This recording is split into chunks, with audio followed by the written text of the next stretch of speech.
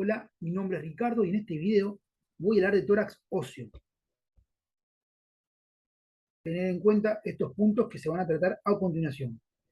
Antes, una introducción para diferenciar lo que es tórax, que va a ser la región, la pared torácica, que va a ser la estructura formada por tejido blando, es decir, piel, grasa y músculos, entre otras estructuras, y tejido duro, que va a ser el hueso y cartílago. La caja torácica va a ser la parte de la pared torácica formada por tejido duro o osteocartilaginoso, es decir, distintos huesos que articulan entre sí y forman esta estructura que vamos a ver a continuación. Como función, vamos a decir que la principal va a ser proteger órganos vitales y también participar en la ventilación, el movimiento de inspiración y expiración. Esta estructura, como decía, tiene tejido blando y entre ellos músculos. Los músculos del tórax, que van a ser 6 músculos pares, 6 hacia ambos lados. Hay un músculo que es inconstante, que es el músculo esternal, que aparece en un 4% de las disecciones anatómicas. Así que tenerlo en cuenta, no está anotado, pero para que sepan que existe. También mencionamos al diafragma, que es un músculo principal en la inspiración, y que se va a insertar en la abertura inferior del tórax, y esto le permite dividir en una región por arriba torácica y por debajo abdominal. Entonces, la caja torácica está formada por hueso y cartílago, la pared torácica por, además de hueso, como las costillas y cartílagos, también una parte blanda que va a ser piel, grasa y músculos, entre otras estructuras. Vamos a comenzar con el tórax óseo. Estos puntos para que lo tengan en cuenta, que se van a tratar a continuación. El tórax óseo o caja torácica está formada por, hacia posterior, en la línea media, las 12 vértebras torácicas, hacia anterior, el esternón, y hacia ambos lados, las costillas con sus cartílagos costales correspondientes. La caja torácica tiene aberturas, una abertura superior que va a estar abierta y una abertura inferior que va a estar cerrada por la inserción del músculo diafragma. Los límites de la abertura superior van a ser hacia posterior la primera vértebra torácica, hacia anterior el borde superior del manubrio del esternón y hacia ambos lados la primera costilla, el borde medial de la primera costilla. Tener en cuenta que la primera costilla, a diferencia del resto, tiene borde medial y lateral. Esto se debe a que su disposición sea en un plano horizontal. El resto de la costilla, los bordes van a ser superior e inferior. En cuanto a la abertura inferior, los límites van a ser hacia posterior, la última vértebra torácica, hacia anterior, el apófisis del esternón y el arco costal, y hacia ambos lados, las últimas costillas, la onceava y la doceava.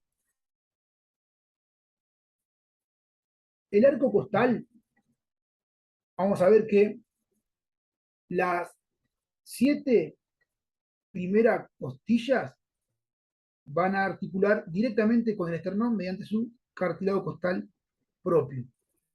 Ahora bien, la décima, la novena y la octava lo van a hacer llegando con la ayuda del séptimo cartílago costal, formando el cartílago costal común. Todo esto en su conjunto lo que va a ser el arco costal hacia ambos lados. Y en el medio y por debajo del esternón tenemos el ángulo infraesternal. Vértebras torácicas, vamos a describirla, el cuerpo hacia anterior, hacia posterior el apófisis espinosa, hacia ambos lados las apófisis transversas, entre las apófisis espinosa y transversa las láminas, entre el cuerpo y la apófisis transversa el pedículo, y por arriba y por debajo del pedículo la escotadura.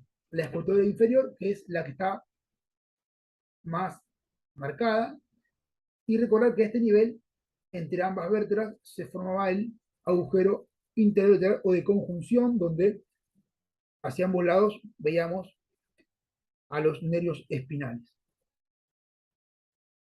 El agujero vertebral, donde encontramos a la médula espinal con sus meninges, estructuras vasculares y nerviosas, y a nivel del cuerpo, inmediatamente por delante de los pedículos, teníamos hacia ambos lados a las fositas costales superior e inferior.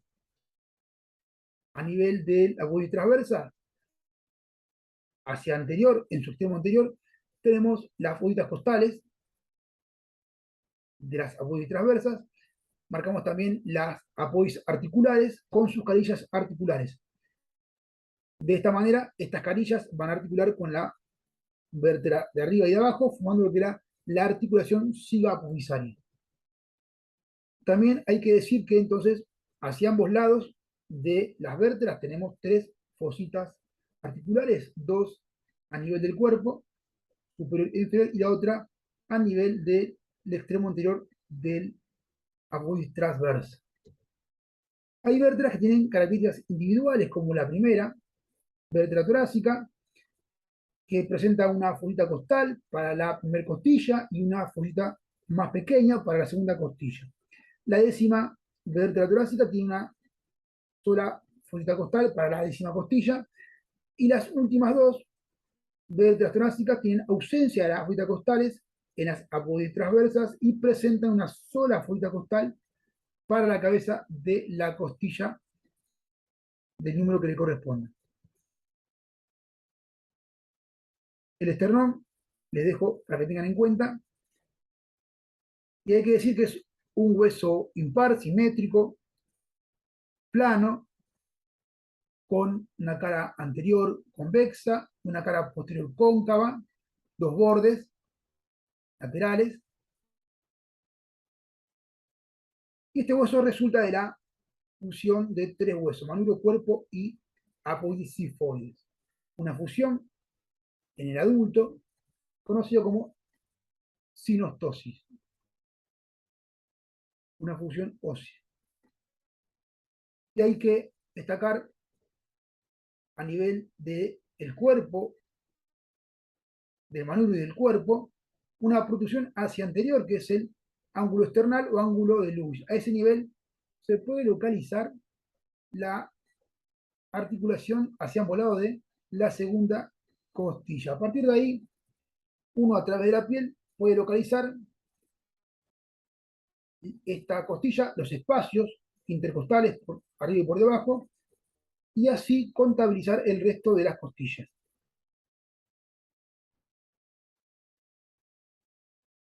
En los bordes laterales hay escotaduras articulares, escotaduras costales. 6 son propias, donde le va a llegar el cartílago costal de las 6 primeras costillas. El séptimo también, es decir, la séptima costilla también tiene su cartílago costal propio, pero se dice que es común porque este le presta inserción o articulación a la llegada de la décima, novena y de la octava costilla, formando lo que va a ser el cartílago costal común. Entre las escotaduras costales articulares están las escotaduras intercostales no articulares. Por arriba, a nivel del borde superior del manubrio, están hacia ambos lados las escotaduras claviculares para articular con la clavícula del lado que le corresponde. En el medio tenemos la escotadura yugular. Vamos a ver de las costillas típicas. Hay que tener en cuenta que su amplitud es variable, pero en general presentan extremos.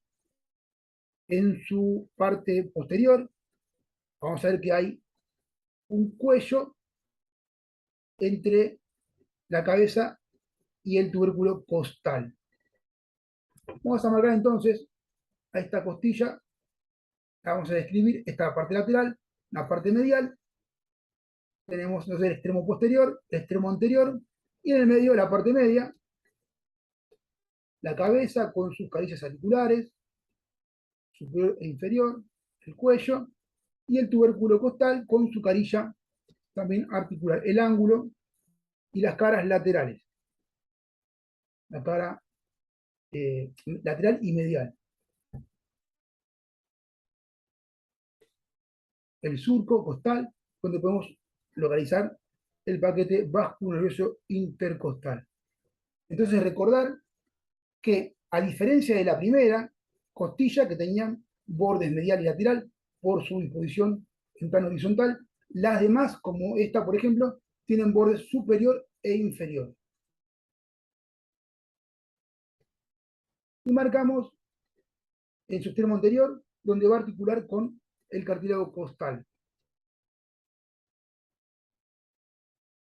Entonces, tenemos a nivel de la cabeza las carillas articulares superior e inferior, y en el medio una cresta con un vértice.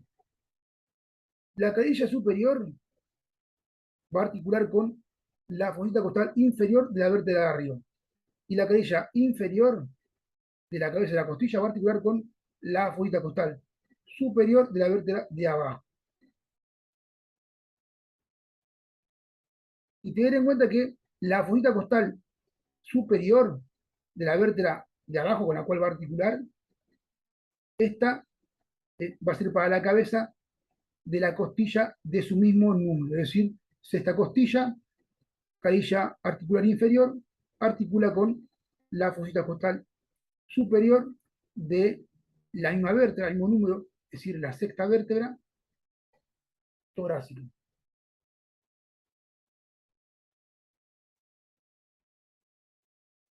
Bueno, tener en cuenta que desde la segunda hasta la décima costillas articulan con dos vértebras, como había dicho hace un rato, salvo la primera y las últimas dos, que articulan con una sola vértebra.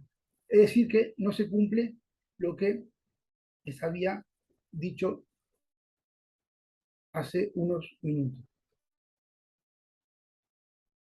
Ten en cuenta que a nivel de la cresta, de la cabeza de la costilla, se va a insertar el ligamento interarticular. Esta cresta, este vértice, se va a dirigir a este nivel con su ligamento, a nivel del disco intervertebral, entre las fositas articulares. Y ahí se va a insertar este ligamento. Entonces, a nivel del tubérculo costal, que tiene su carilla articular y se corresponde con la fosita costal de la pubis transversa del mismo número. Lo mismo hacía entonces la carilla articular inferior de la cabeza, que iba a articular con la fosita costal superior de la vértebra de abajo, que era el mismo número que la costilla. Esta articulación está ausente en las últimas dos costillas debido a que no presentan tubérculo costal. Vamos a ver las costillas con características propias. Esto se da en la primera, la segunda y las últimas dos. Vamos a escribir a la primera costilla. Esto es la primera, esta es la segunda. Esto es anterior, esto es posterior, esto es medial y esto es lateral. Recordar que la primera costilla, por su posición horizontal, tenían bordes medial y borde lateral, que era lo que se diferenciaba del resto. Y hay que destacar en la primera costilla al tubérculo, donde se va a insertar el músculo escaeno anterior, y por delante y por detrás están los surcos, donde se apoyan los vasos subclavios. La vena por delante, la vena subclavia se apoya en este surco delante del tubérculo del escaeno anterior, y por detrás, en el otro surco, se va a apoyar la arteria subclavia. Como se ve en este esquema, el escaeno anterior, la inserción en su tubérculo, por delante un surco para vena subclavia, y por detrás el otro surco para la arteria subclavia. También detrás del tubérculo del escaleno y detrás de la arteria subclavia encontramos parte de lo que va a ser el plexo braquial. Las costillas también se la clasifican de la siguiente manera. Verdaderas, las 7 primeras, porque tienen cartílago costal propio, que articulan directamente con el esternón. La décima, novena y la octava son falsas, porque como les decía, articulan indirectamente, ya que lo hacen a través de el cartílago de la séptima costilla. Y las últimas dos ni siquiera llegan al esternón, es decir, sus extremos anteriores quedan libres y por eso las llaman costillas flotantes. Ahora pasamos a articulaciones de la cavidad torácica y hay que decir lo siguiente, que vamos a tener articulaciones costovertebrales, que en general se forman dos, son planas. Tenemos la articulación de la cabeza de la costilla, que se da en la parte lateral de dos cuerpos, salvo en la primera y las últimas dos que articulan con una sola vértebra. Ahí marcamos con la flecha el nivel de la articulación. La articulación costotransversa a nivel del proceso transverso, que va a estar ausente en las últimas dos articulaciones. Marcamos el nivel.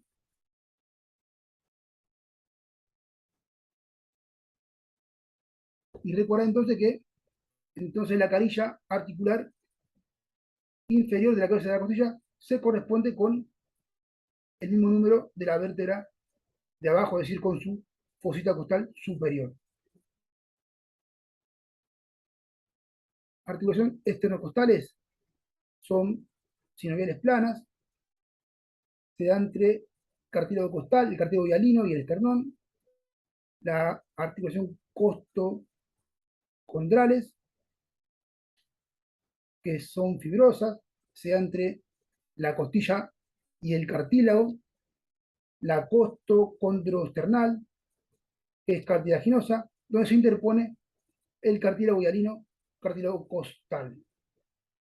Las articulaciones externales, entre manurio, cuerpo y la apófisis sifoides, son sínfisis que se osifican, desaparecen con la edad, se fusionan mediante lo que va a ser la sinostosis, una fusión ósea. La articulación intercondrales, que son fibrosas,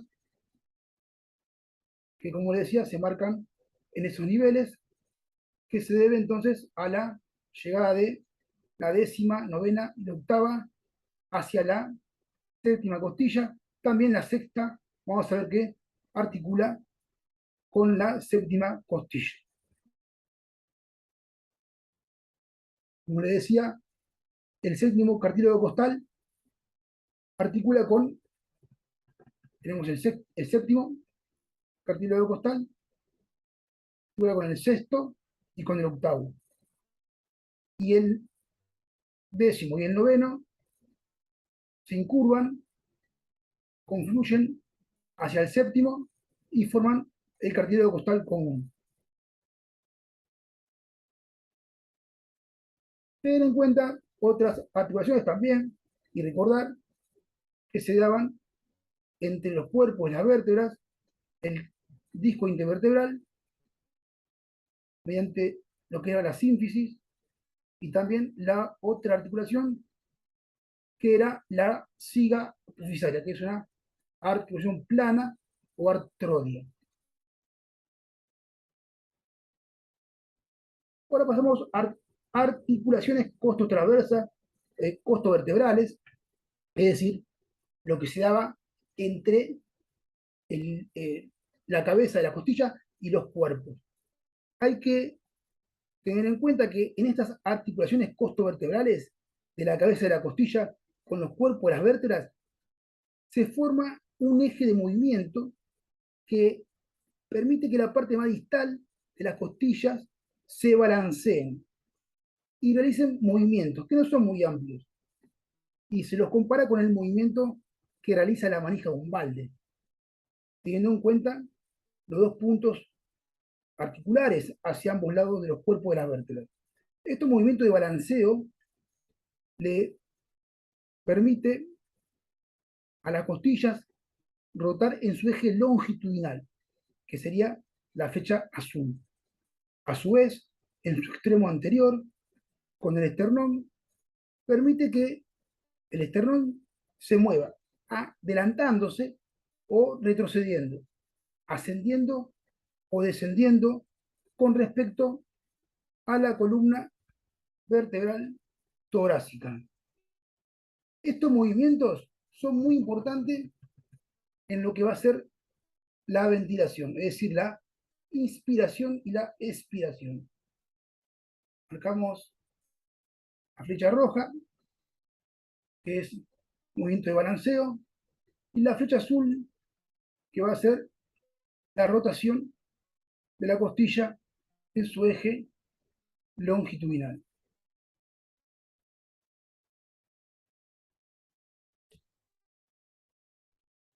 Pasamos por último movimientos de la pared torácica. En la expiración, vamos a ver que al traccionar hacia abajo los extremos anteriores de la costilla y el esternón, hace que disminuya el diámetro transverso del tórax. Y eso produce una disminución del espacio intratorácico. Por lo tanto, va a aumentar la presión dentro del tórax, provocando la expulsión del aire, es decir, la expiración. Por el contrario, en la inspiración, al traccionar hacia arriba la pared torácica, o sea, los extremos anteriores de la costilla, el esternón, eso hace que aumente el diámetro transverso del tórax y eso hace, a su vez, que disminuya la presión intratorácica, permitiendo que ingrese el aire, es decir, permite la inspiración. También el diafragma, teniendo en cuenta que es el principal músculo inspiratorio, que al contraerse desciende y eso hace que aumente el eje vertical, aumentando el volumen intratorácico, permitiendo de esta manera la inspiración. Esta es la bibliografía. Muy bien, ahora sí, hasta luego.